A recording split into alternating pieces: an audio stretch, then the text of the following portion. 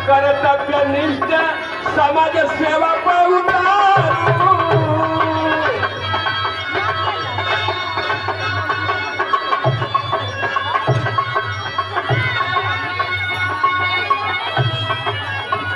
क्या क्वालिटी है?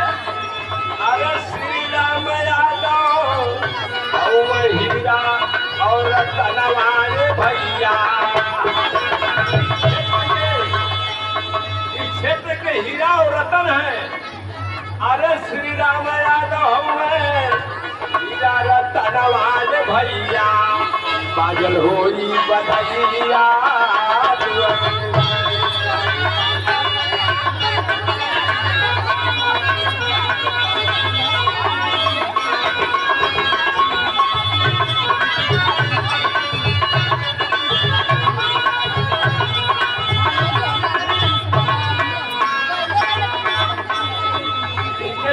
राजेंद्र यादव की बहुत व्यवहारिक बहुत सुशील है।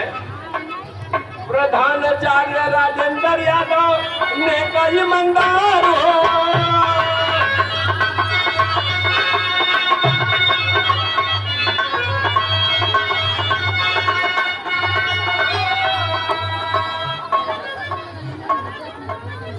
आज देखिए प्रिंसिपल साहब की तरफ से 1001 रुपया पुरस्कार भैया को बहुत प्रणाम।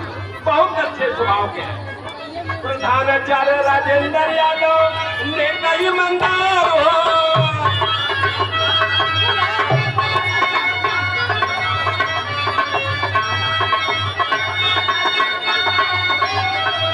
नेताजी के विरासत के लहर समाय हो।